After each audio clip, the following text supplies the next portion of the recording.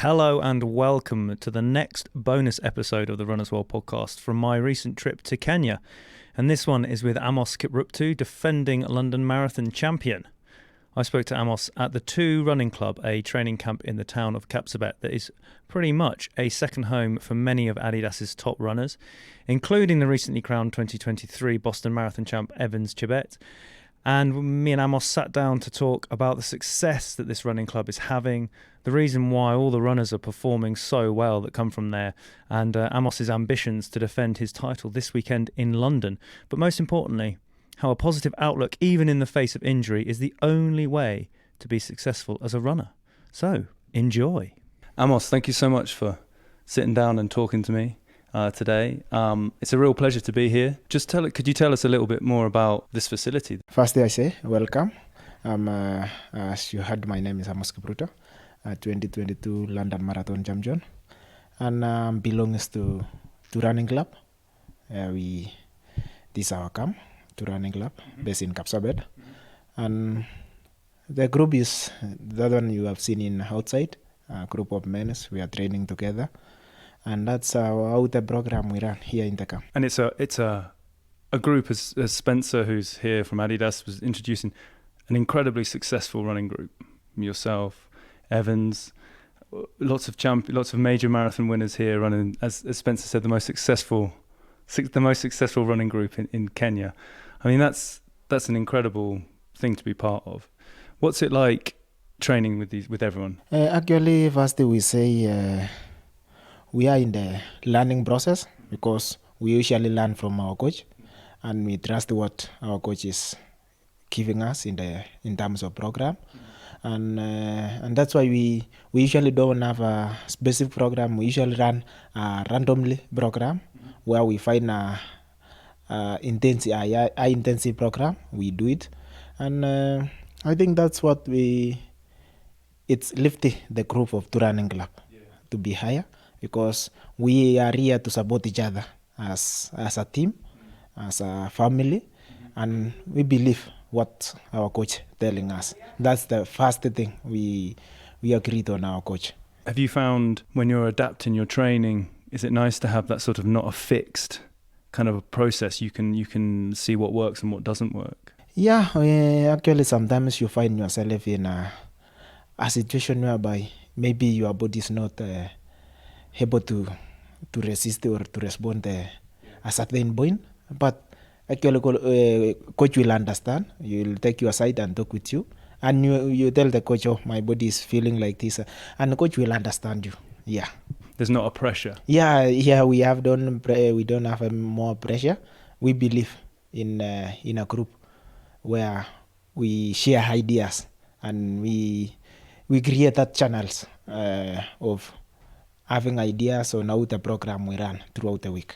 Yeah. And do you find you learn a lot from everyone that you run with? Do you do a session and someone will come up to you and say, I was doing this, and you can go, oh, okay, like that's interesting? Or do you find, with the young guys that you're running with, do you find that you can go, come on, like? Yeah, that's a really moral we have in this group, because we actually have upcoming athletes.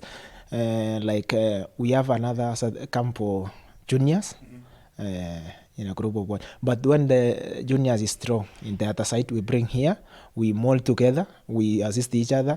Even me as Amos, if as a junior is having a race soon or next week, I can assist to set a base. Yeah. That's a morale we give each other. Even a champion like Evans or me or Benson, we assist each other to base for the base in training, and to assist. If the base is slow, we just come up with idea. We say, oh, let us this year, so that we get in the momentum of training.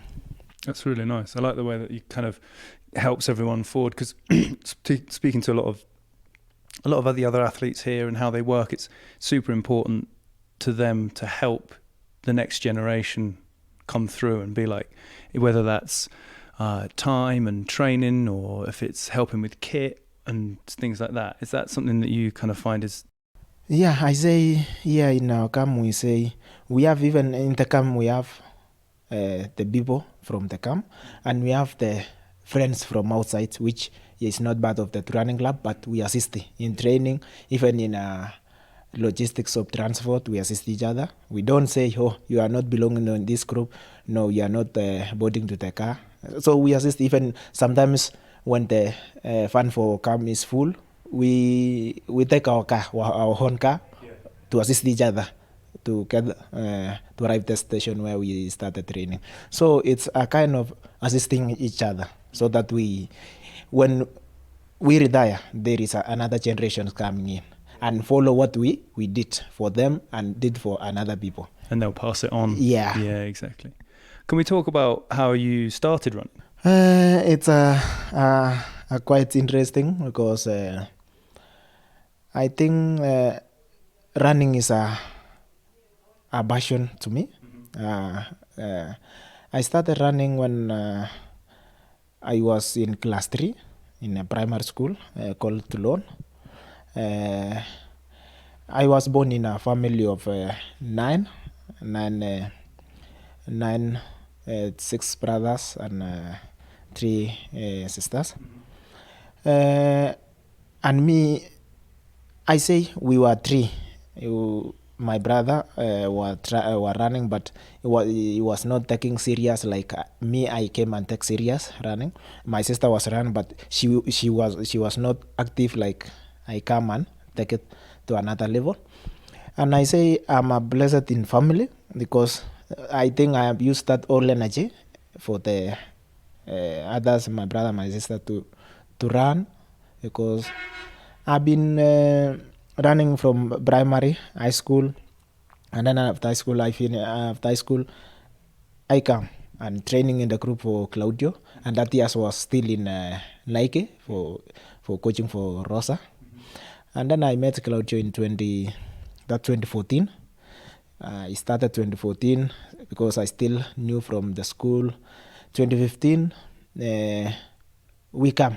We bat away. We came to, I follow Claudio. We come to Chiane. And then I trained 1 year completely with Claudio. 2016, I started my first marathon. That's Rome Marathon. And I won. That's my first marathon I won in 2012. And that's how I get morale. I say, oh, if you train and be healthy, everything is possible. Yeah. And I believe, and I started believe that if you trust your process, everything will be easier to you. Was when you were at school, is it this? It's a very familiar story that a lot of children in this area, you run to school and run home again? Yeah, and in school I was given a timekeeper who is keeping time for other kids, students to be in time in school. So I used to live around 1 or 2 kilometers away to school. So I used to run in the morning to school, run in the lunch hour to home, take lunch and run back to school. So if you see 2 kilometers in the morning, 2 kilometers in the lunch, and in the morning, it's like you have covered around 7 or 10 kilometers a day. So I think that's how I. And you were how old were you? Yeah, I was around 12, 13. Yeah. That's a lot. Yeah, and we even I have some H-mate we used to bet and say, oh, if you are the first one to reach a certain destination, you will take some little amount. We contribute. So okay. I usually practice for that. Yeah. So win the bet and get some money. Yeah. So I think that's a morale we get through each other. Yeah, of course. So it's the same now, right? It's the same now. The concept we have now. Yeah. And so after Rome, because that was the big kind of your breakthrough, your first marathon, and you won. And how did you then want? What was your dream? Like, how did you want? Did you want to go faster and win everything? Like, what was your? I think after Rome, I came and sat down with my coach, because that's the first foundation I got through my coach, and we discussed a lot, and that's why we met. We make a friendship since that 2015 with Claudio up to now, and I usually take what's coach telling me. I usually take it as a serious thing. If say, oh, don't go this, don't do this, I take it as a serious, because I know this is my coach, and I must follow what he's telling me. So we came with the Claudio from 2015 up to now. And I started, after Rome, we sit down, I train, I back to camp, we train, and I go Rome. I go to Netherlands, Amsterdam. Yeah, and I ran 205. I improved the time gradually, up to level where I am now. Yeah, through the hands of my coach now. And Berlin 2018, good race for you, but a sort of a big race just generally in the world as the world record was set. And what's it like being part of a race of that caliber? Like, yeah, it's really first Berlin is it's given me a lot of visibilities in terms of to be known in the world. And secondly, when I was running Berlin Marathon, I ran position 2. The world record broken on that day. And that day I was having a bad day. So it seems like 3 things came at once in me. And I say, that's a really a good, although I did not run a good time. And I say, hey, to be in a podium with a world record holder is a really a huge and important thing. Yeah. So I really impressed with the results of Berlin. Yeah. And that's why I get, when I perform, I get morale by myself before someone telling me, oh, you did a great job. But I must say thanks to my body first. Yeah, to say I've done a great job. So when you cross the line, yeah, you can say thank you. Thank you. I done a great job. Yeah. That's the first moral I give to myself. Yeah. That's the first moral. Before someone came in and say, oh, even before my coach, I must thank myself because I've sustained that. I've been a podium. So that's a good result. That's really good to hear. I think a lot of amateur runners, when they're chasing a time and they want to run 3:30 or 4 hours for a marathon and they don't get it, they can be quite hard on themselves. They can be quite like, I'm bad at this. And it's good. It's nice to hear that you're. Yeah, that's because you see, like, I'm selected to be in Olympic Games for marathon last in Tokyo, and I did not manage to finish because I fall down in the start line. So I try my best. I say, let me hold the vein up to a certain point. The vein getting worse, and I say, let me stop because my knee was a little bit broken. And I say, let me stop. I stop in 35, and that's day I see everything. It's like it's the end of my career. But after I sleep at night and I say, no, this is not the end of my career. Everything happened with a reason.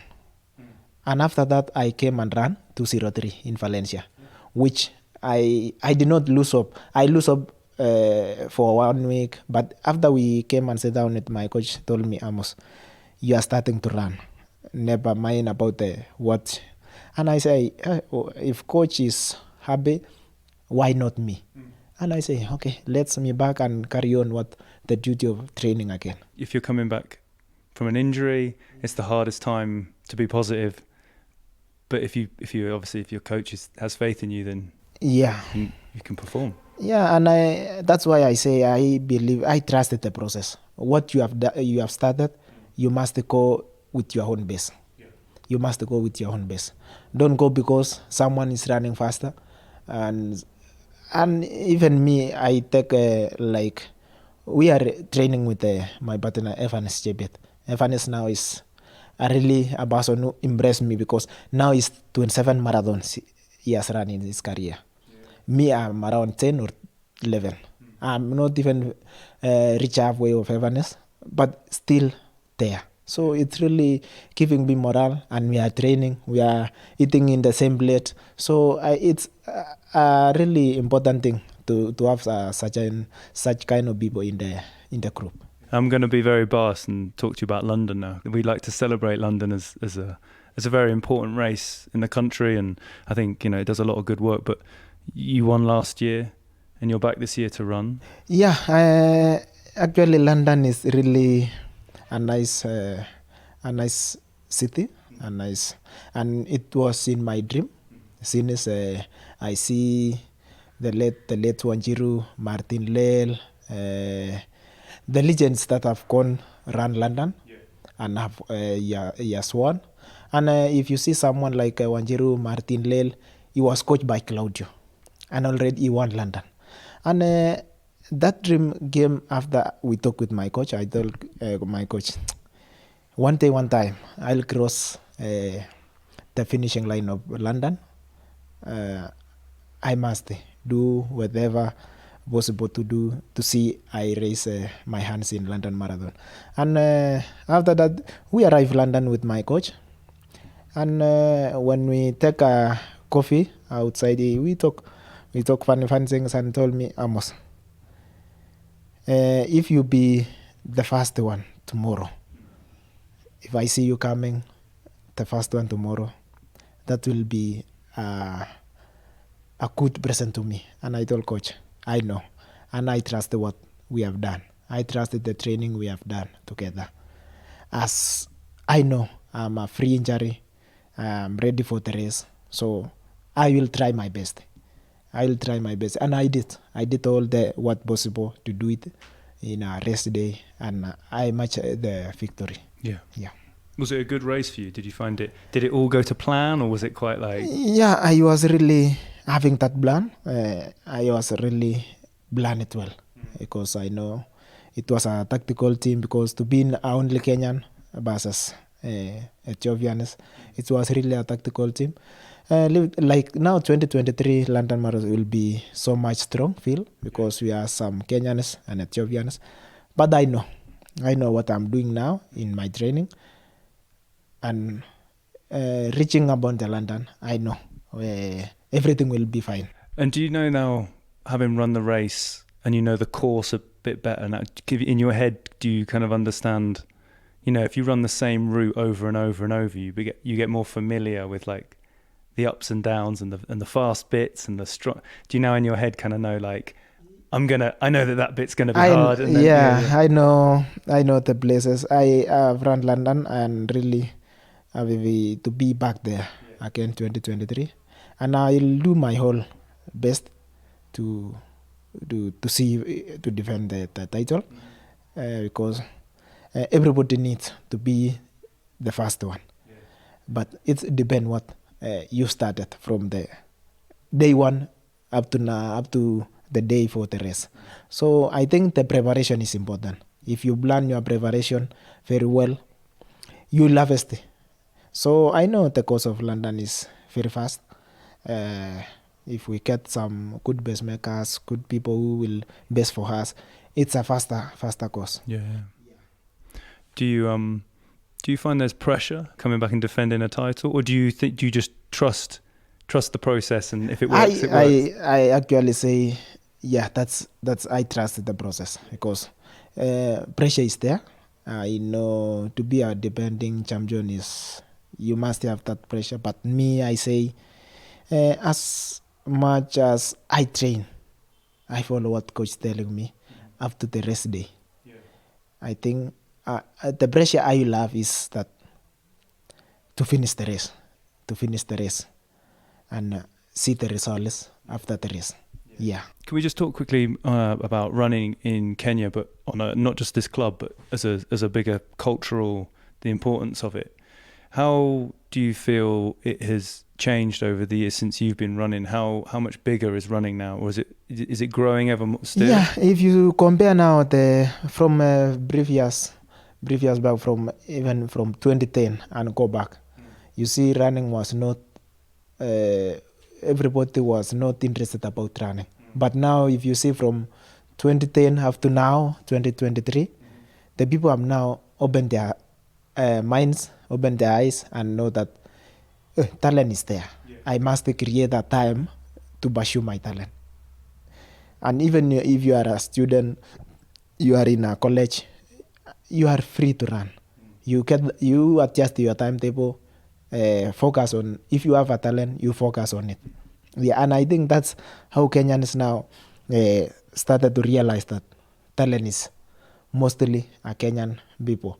You see nowadays we almost have a sprinters 400, like Ferdinand Omanyala, and many more. If you see now the events where Omanyala is running, we have some who is running against Omanyala, and he's a Kenyans. So you see, Omanyala has opened eyes or mind for others that 100 you can, in 100 meters you can be a champion, you can run, you can be an athlete. So it's a really a time for even the federation to preach the word that talent can give you, can feed you. Yeah.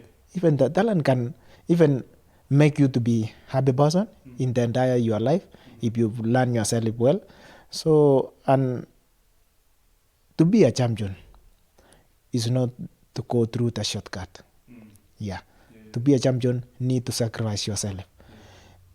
You have woken up every day and you say, oh, I must train. And then there is someone who is sleeping and waiting only to go through shortcut, which is not necessary. Yeah. And I'm really happy because you can go through that things about the shortcut and whatever what you are thinking, and you can escape through the HIU, WADA. And I am happy because there is a people who dealing with such kind of people who need shortcuts in the career of athletics. Yeah. And it's what you see, and I think it's more, it's very different to how European or American runners come up through their sort of how significant and how powerful running is in Kenya for changing lives and sort of being something that can bring money not only to the athletes but the athletes' families and the communities, and how it's a way of life. It's not just a sort of sport in the way that perhaps European racers will be like, oh, I can do this, but it's okay. I've got a house to live in and something. And here it seems way more important because it can change lives so much. Yeah, I say, when someone grow up seeing someone has succeeded in a athletics career, that person automatically will be building his career. If someone, he or she knows that I have a talent for running, and he's seen someone somewhere, he build a nice house through running career activities, he say, I must work hard so that in future I will have such life like someone. And if they see, and when it's compared the life of others who is running and you are not running and others running, you see the life is different, because that's why people, mostly athletes in Kenya, take serious in athletics is that someone takes serious so that he will feed his family, because automatically when you win a race you get something. That's how you generate your money, and automatically you have taken care of your family. Your whole family will depend on you, and you must work hard so that you will take care of them. Yeah. I mean, and just when we came in, there's how many people? 12 of you guys sat up there, and it must be very competitive, as you say. Like, you've got young athletes running 58 half marathons, and they're not even at the top yet. It must be hard work for people to get to the level that you guys are now running at, because it's so competitive, right? Yeah. That's why I say, if you are in the athletics sector and you want to start running, don't run because someone is running. Run your own race. Start your own plan for your talent. Yeah. Don't compare yourself with other, because you don't know how the process of that person reach where he is. Yeah. So many people, they don't even trust the process, the way he started. Someone maybe he started and end in somewhere, and he was almost reach the destination. So someone cut the career shortly. So you find someone getting injury. Because they're trying to run. Yeah, and that's injury is part of this career. Yeah. If you like it or don't, this the injury is part of this athlete's career. Yeah. That's automatically true. Yeah. And you must face it. You must go that the situation, and you must come on strong. Injury, if find you that you have a weak mind, you will cut off your career. We must have a strong mind that know that running and injury is part of one thing in athletics career. Yeah, that's why many people, you see someone racing today, tomorrow is down, because he lose focus through injury. We say injury is, when I have injury, it's end of everything. That's why I tell people, having injury as an athlete is not a end of everything. Just take it slowly, and you will come back stronger. Yeah, it's great. Amos, thank you so much for talking to me about everything, and best of luck in London in a few weeks. Yeah, thank you so much, and maybe see you there. Yeah, welcome. All right, welcome. Great. Thank you so much. When I see you there, I love a huge moral. Yeah, welcome. Yeah, great. Thank you so much. Thank you so much for listening to this bonus episode. If you haven't listened to it already, there is a previous bonus episode where I spoke to Evans Chebet, who is also running London this weekend. Did she win? Who knows? You'll find out, because this is done in the past. We've got more episodes coming. I spoke to Claudio, who is Evans and Amos's coach, already proven now with that Boston win. And hopefully Amos will do the same in London, proving that Claudio's approach is absolutely fantastic, and how they train at Two Running Club is proving dividends.